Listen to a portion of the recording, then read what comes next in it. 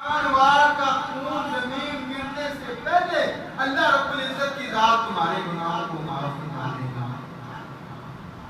اللہ رب العزت کی ذات روزے محشر قربانی کے جو جانور ہیں وہ سینگوں سمیت تمہارے ہاں پیش کیے جائیں گے، تمہارے کل سرات کی سواری ہوگی۔ صحابہ اکرام رضوان اجمعین نے عرض کیا کہ یا رسول اللہ صلی اللہ علیہ وآلہ وسلم اون کے بارے میں کیا حکم ہے؟ اون کھال کو کہا جاتا ہے۔ نبی صلی اللہ علیہ وآلہ وسلم نے ارشاد فرمایا کہ اون کے بارے میں بھی یہی حکم ہے کہ اون کے ایک ایک بال کے برابر تمہیں ایک ایک نیکی ملے گی۔ کتنا عظیم یہ امر ہے، کتنا عظیم یہ نعمتیں اللہ کی رحمتیں حاصل کرنے کا ذریعہ ہے۔ یہ ہے میرے دوست آگے سیدنا ابراہیم علیہ السلام کی جو قربانی ہے وہ میں آپ کے سامنے پیش کروں گا۔ سیدنا اسماعیل علیہ السلام کی قربانی وَفَدَيْنَاهُ بِذِبْحٍ عَظِيمٍ، اور ہم نے فدیے کے طور پر ایک بڑا عظیم مہنگا بھیٹ کر حضرت اسماعیل علیہ السلام کی جان بخشش کر دی۔ جنت کے معاملے سے جانور جنت سے آیا۔ حضرت ابراہیم علیہ السلام کے پاس اولاد نہیں ہے، پورا واقعہ آپ کے سامنے رکھوں گا۔ وَقَالَ إِنِّي ذَاهِبٌ إِلَىٰ رَبِّي سَيَهْدِينِ۔ حضرت ابراہیم علیہ السلام اپنے اللہ کی طرف متوجہ ہوتے ہیں کہ میں اپنے اللہ کی طرف رجوع کرتا ہوں، وہی میری رہنمائی فرمائے گا۔ اللہ اولاد نہ دے تو خلیل اللہ کو نہ دے، اللہ اولاد نہ دے تو اپنے لاڈلے نبی کو نہ دے۔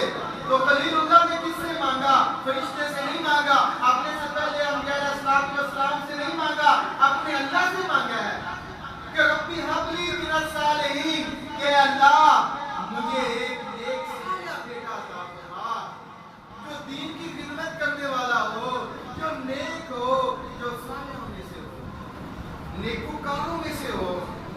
تو اللہ رب العزت کی ذات ارشاد فرماتے ہیں کہ ہم نے حضرت ابراہیم علیہ السلام کی اس دعا کی عوض فَبَشَّرْنَاهُ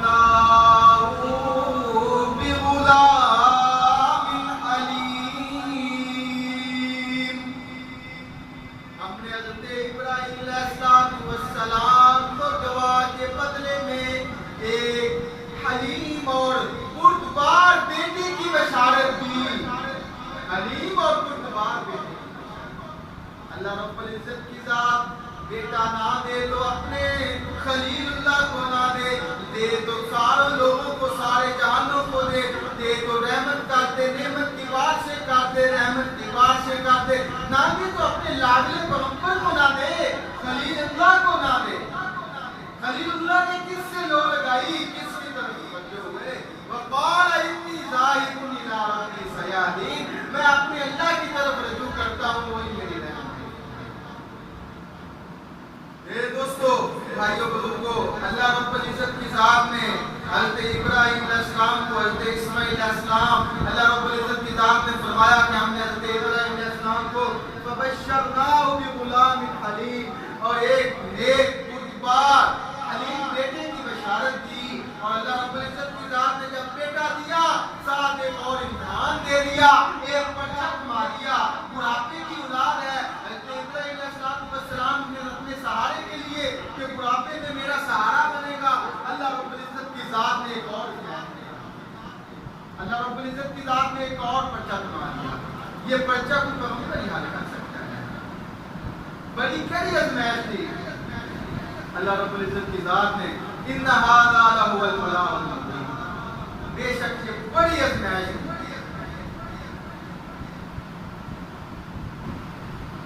پرچہ کیا ہے؟ خدا کی شان دیکھیں کہ ادھر چاند سا بیٹا عطا فرمایا، بڑھاپے میں محبت بڑا لگتے جگر دیا، اور ساتھ ہی امتحان کا پرچہ دیا کہ اسے حل کرو۔ پرچہ کیا ہے؟ بہت مشکل پرچہ ہے، کوئی پیغمبر ہی حل کر سکتا ہے۔ ارشاد ہوتا ہے ابراہیم، جواب آتا ہے جی رب جلیل کیا حکم ہے، کیا کروں؟ فرمایا جاؤ اس ماں بیٹے کو کسی ایسے مقام پر چھوڑاؤ جہاں نہ چڑھو نہ پرندہ مکان نہ آبادی نہ آب ہو نہ دانا، بس ایک سنسان بے آب و وادی ہو۔ ابراہیم علیہ السلام اللہ تعالیٰ کا حکم سنتے ہیں، جی رب جلیل کیا حکم ہے؟ حضرت حاجرہ اور حضرت اسماعیل علیہ السلام کو اونٹنی پر سوار کرتے ہیں اور اپنی منزل کی طرف روانہ ہو جاتے ہیں۔ چلتے چلتے جب وادی آتی ہے جس کو قرآن نے وادی غیر ذی زرع کے نام سے مسموم کیا ہے، وہاں حضرت حاجرہ کو اتارتے ہیں اور ان کی گود میں حضرت اسماعیل علیہ السلام کو دے دیتے ہیں۔ پانی کا ایک مشکیزہ اور کھجوروں کی ایک تھیلی ان کے حوالے کر کے نہایت خاموشی سے اونٹنی کی نکیل پکڑ کر واپس روانہ ہو جاتے ہیں۔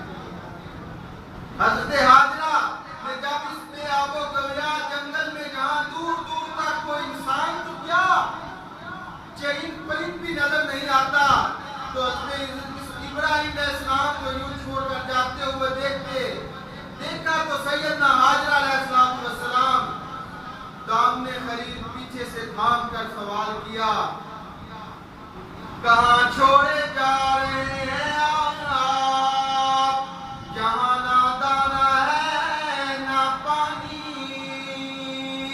یہاں تنہا کیسے رہوں گی، بچے کا کیا بنے گا؟ چلو میرا تو نہیں اس معصوم بچے کا سوچا ہوتا جو بڑھاپے میں رو رو کر خدا سے مانگا تھا۔ حضرت ابراہیم علیہ السلام پر پیغمبرانہ صبر اور حوصلے کا ضبط غالب تھا، وہ اللہ کے پیغمبر تھے۔ بیوی کی اس بے بسی اور فریاد کو سن کر فرمایا، حاجرہ میں تمہیں اور اسماعیل کو خدا کے حوالے کرتا ہوں۔ اللہ کا نام آنا تھا کہ حضرت حاجرہ علیہ السلام نے دامن خلیل کو چھوڑ دیا اور رب جلیل علیہ السلام کو پکڑ لیا۔ اللہ رب العزت کی ذات رب جلیل کو جب حکم آیا، نام آیا، تو رب جلیل سے اپنا عقیدہ، اپنا صبر رب جلیل کے نام سپرد کر دیا، اپنے آپ کو اور اپنے بچے کو، کہ اے خلیل اگر آپ آتش نمرود میں رب جلیل کو نہیں بھول سکے تو میں اس سنسان وادی میں اس ذات باری کو نہیں بھلا سکتا۔ علامہ حفیظ جلندری رحمت اللہ علیہ نے اس وادی کا بہت ہی پیارا نقشہ کھینچا ہے۔ یہ وادی جو بظاہر ساری دنیا سے نرالی تھی، یہ وادی جو بظاہر ساری دنیا سے نرالی تھی، یہ ایک روز دین حق کا مرکز بننے والی تھی۔ یہ وادی جس میں سبزہ تھا، نہ پانی تھا، نہ سایہ تھا، اسے آباد کر دینے کو ابراہیم آیا تھا۔ یہی ننھے سے اسماعیل کو لا کر بسانا تھا، یہی اپنی زمینوں سے خدا کا گھر بسانا تھا۔ عجب سما تھا، عجب سناٹا تھا، عجیب امتحان تھا۔ پیغمبر اپنے اکلوتے بیٹے کو، اپنے لاڈلے بیٹے کو جو بڑھاپے میں رو رو کر اللہ سے فریاد کر کر کے اللہ سے مانگا تھا، تو اللہ رب العزت کی ذات نے پرچہ تھما دیا۔ وہ پرچہ ایک پیغمبر ہی حل کر سکتا ہے۔ ایسی بات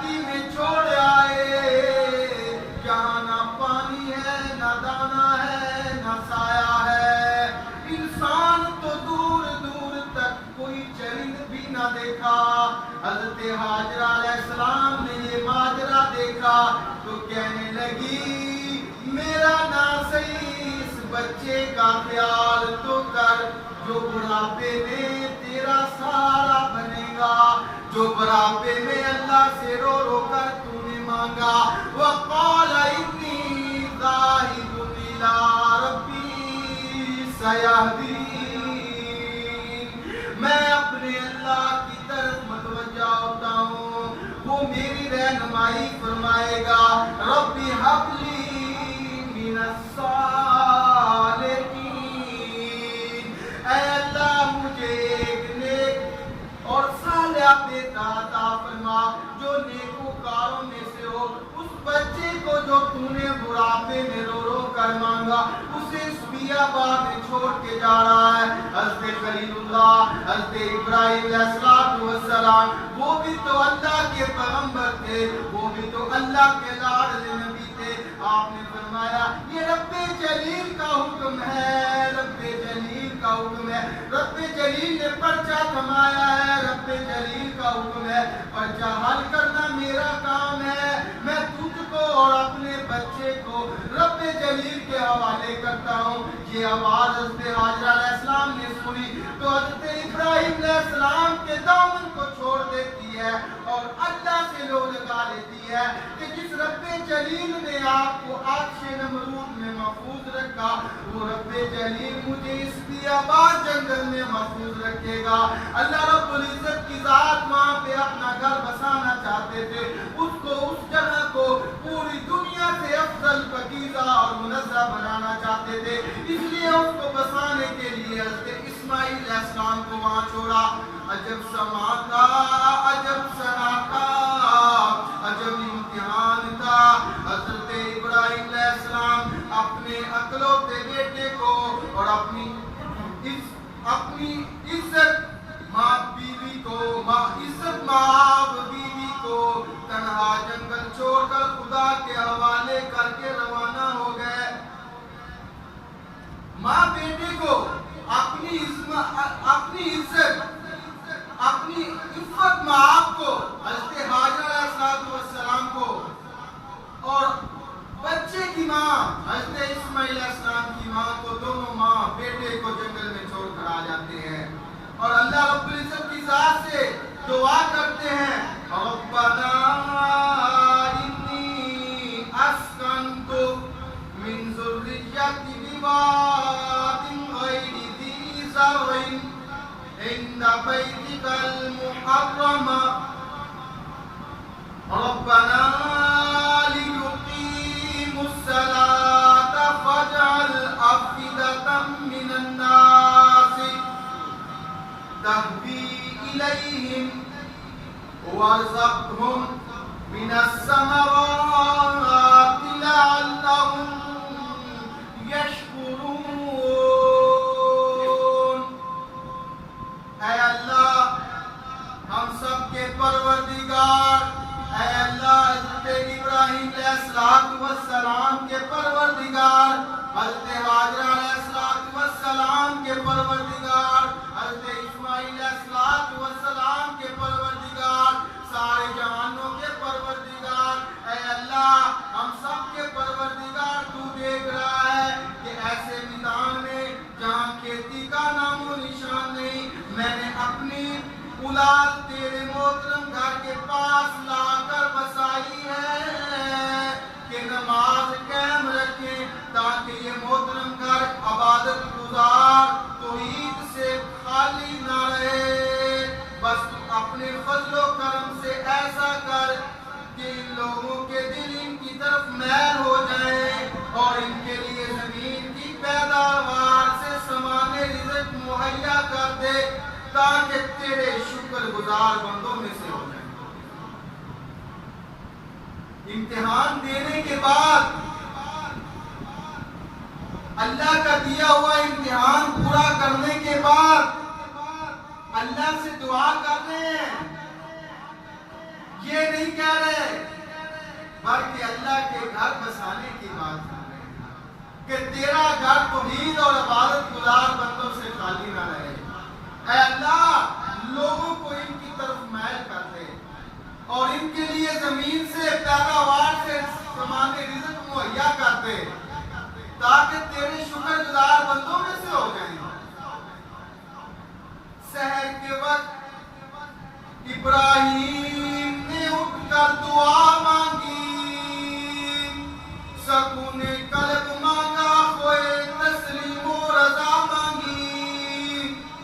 اے مالک عمل کو تابع ارشاد کرتا ہوں، میں بیوی اور بچے کو یہاں آباد کرتا ہوں، کسی سنسان وادی میں انہیں روزی کا سامان دے، اس بے برگ سومالی کو شان سب بہار دے، الہی نسل اسماعیل بر کر قوم ہو جائے، یہ قوم ایک روز پابند صلاۃ و صوم ہو جائے۔ بشارت تیری سچی ہے، تیرا وعدہ بھی سچا ہے، بس اب تو ہی محافظ ہے، یہ بیوی ہے، یہ بچہ ہے۔ حضرت ابراہیم علیہ السلام نے یہ امتحان دینے کے بعد اللہ رب العزت کی ذات جب بچہ سن بلوغت کو پہنچتا ہے، ساتھ چلنے کو پہنچتا ہے، تو اللہ رب العزت کی ذات ایک اور پرچہ دکھا دیتا ہے۔ وہ پرچہ کیا ہے؟ ربی حب لی من الصالحین، اے اللہ مجھے ایک نیک صالح بیٹا عطا فرما۔ اللہ رب العزت کی ذات کی ندا آتی ہے، اللہ رب العزت کی ذات کی آواز آتی ہے، فَبَشَّرْنَاهُ بِغُلَامٍ حَلِيمٍ، کہ ہم تمہیں ایک حلیم بردبار بیٹا عطا کریں گے، برداشت کرنے والا، نیکوکار وہیں سے ہوگا، صالح ہوگا، اطاعت شعار ہوگا، فرما بردار ہوگا۔ آگے سن بلوغت کو پہنچتا ہے تو اللہ رب العزت کی ذات ایک اور بچہ، جب بیٹا تا ہوا ننھا سا بچہ تھا، اللہ رب العزت کی ذات نے تب بھی بچہ دے دیا، تھما دیا کہ جاؤ یہ بچہ حل کر کے آؤ۔ اور جب سن بلوغت کو پہنچتا ہے تو اللہ رب العزت کی ذات ایک اور بچہ تھما دیتے ہیں۔ فَلَمَّا بَلَغَ مَعَهُ السَّعْيَ قَالَ يَا بُنَيَّ إِنِّي أَرَىٰ فِي الْمَنَامِ أَنِّي أَذْبَحُكَ فَانظُرْ مَاذَا تَرَىٰ قَالَ يَا أَبَتِ افْعَلْ مَا تُؤْمَرُ سَتَجِدُنِي إِن شَاءَ اللَّهُ مِنَ الصَّابِرِينَ۔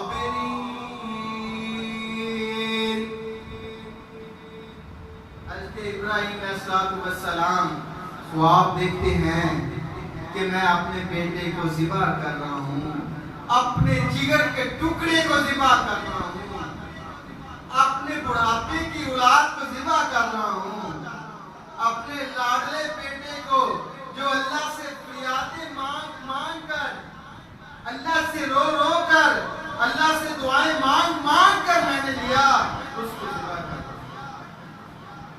بیٹے سے پوچھتے ہیں کہ بیٹا میں خواب دیکھتا ہوں، تیرا کیا خیال ہے؟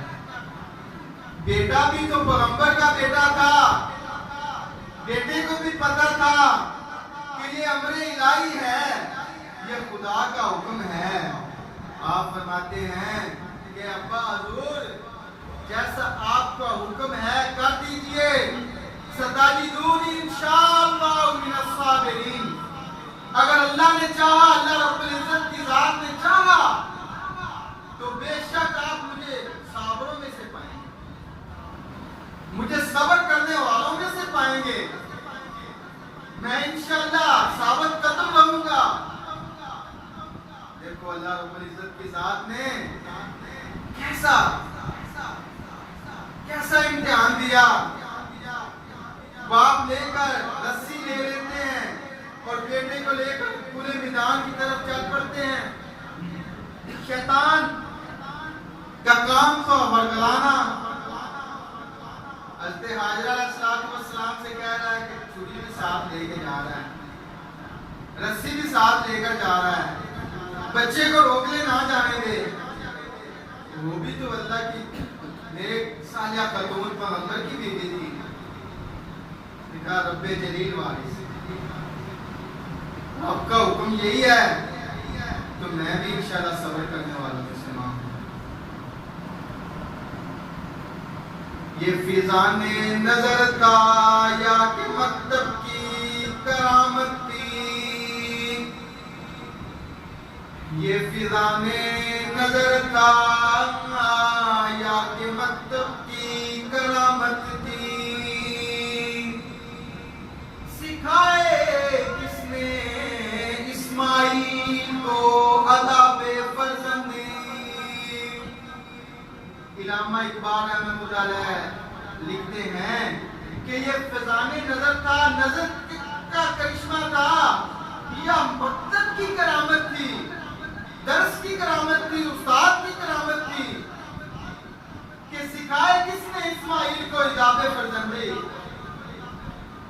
یہ دونوں چیزیں تھی، فضان نظر بھی تھا، مکتب بھی کرامت تھی، مکتب کی بھی کرامت تھی، کیونکہ بچے کی پہلی درسگاہ ماں کی گود ہوتی ہے، اور ماں بھی نیک صالحہ اور باپ بھی پیغمبر، اور نظر حضرت ابراہیم علیہ السلام کی، اور درسگاہ کس میں تربیت پا رہے ہیں؟ حضرت حاجر علیہ السلام کی گود میں لے کے چل پڑتے ہیں۔ بیٹا کہتا ہے پیشانی کے بل گرانے کو کہا جاتا ہے، پیشانی کے بل جب گراتے ہیں تو بیٹا کہتا ہے کہ اپنی آنکھوں پر پٹی باندھ لو، اپنی آنکھوں پر پٹی باندھ لو تاکہ شفقت بجلی میں آ کر کہیں آپ مجھے ذبح نہ کر سکیں اور اللہ کے حکم کی خلاف ورزی نہ ہو۔ باپ بیٹا کتنا سعادت مند ہے، پیغمبر کا بیٹا حضرت محمد صلی اللہ علیہ وآلہ وسلم نے ارشاد فرمایا کہ میں دو نبیوں کی اولاد ہوں، ان کے والد کے لیے 100 اونٹ ذبح کیے گئے تھے حضرت عبداللہ کے لیے، اور حضرت اسماعیل علیہ السلام جن کے لیے اللہ رب العزت کی ذات نے جنت سے ایک میڈا بھیجا، جنت سے ایک جانور بھیجا،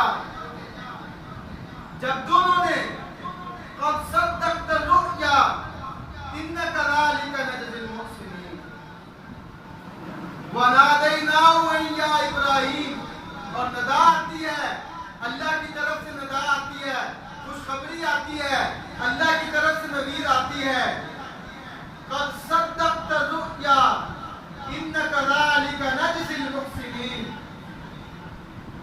آپ نے اپنے وعدے کو سچا کر دیا، جب دونوں نے سر خم تسلیم کر لیا، جب دونوں نے اللہ کی رضا کے لیے، اللہ کی اطاعت شاری کے لیے اللہ کا حکم مان لیا، سر خم تسلیم کر لیا، تو اللہ رب العزت کی ذات کی طرف سے ندا آتی ہے کہ بے شک انک ذالک نجزی المحسنین، بے شک ہم نیکوکاروں کو ایسے ہی جزا دیتے ہیں، ایسے ہی نعم البدل عطا فرماتے ہیں۔ ان ھذا لہو البلاء المبین، بے شک یہ ایک بڑی کڑی آزمائش تھی، بڑی سخت آزمائش تھی، بڑا سخت پرچہ تھا جس پر سیدنا اسماعیل علیہ السلام اور حضرت ابراہیم علیہ السلام پورے اترے، جب دونوں باپ بیٹا نے اللہ کی رضا کے لیے سر خم تسلیم کر لیا، قد صدقت الرؤیا، جب دونوں نے سر خم تسلیم کر لیا، اللہ رب العزت کی ذات نے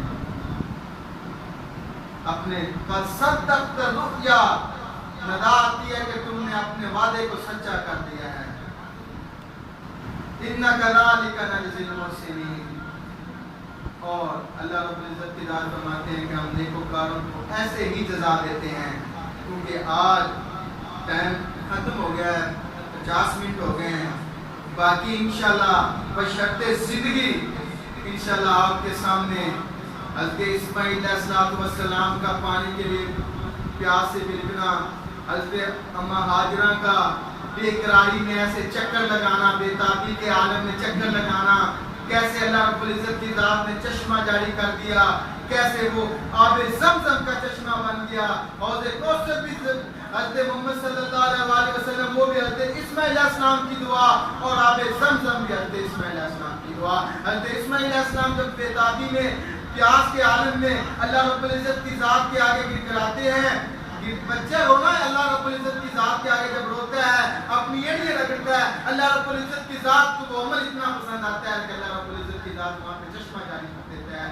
बशर्ते ज़िंदगी इंशाल्लाह रही तो आपके सामने ये सारा वाक़या बड़ी तफसील से लिखूंगा, पढ़ूंगा आपके सामने इंशाल्लाह। अल्लाह रब्बुल इज़्ज़त की ज़ात ने चाहा आपको पूरी समझाने की कोशिश करूंगा, ये वाक़या आपके सामने बयान करूंगा, किस तरह वो आब ज़मज़म का चश्मा बन गया, किस तरह अल्लाह रब्बुल इज़्ज़त की ज़ात ने हज़रत इब्राहीम अलैहिस्सलाम को फरमाया कि फलम्मा अस्लमा वतल्लहु लिल-जबीन, जब आप दोनों बाप बेटे ने अल्लाह की रज़ा के लिए सरे ख़म तस्लीम कर लिया तो वनादैनाहु या इब्राहीम, कैसे नदा आती है और कैसे अल्लाह रब्बुल इज़्ज़त की ज़ात को उनके अमल को पसंद करता है। ये आपके सामने रखूँगा। अब आपके 2 मिनट लूँगा जो शौमे जो ये अयाम हज चल रहे हैं, यकम ज़िलहज से 10 ज़िलहज तक जो करने के काम है, जिनका हुक्म है, वो आपके सामने 2 मिनट में रख कर अपने मौजू को ख़त्म करता हूँ।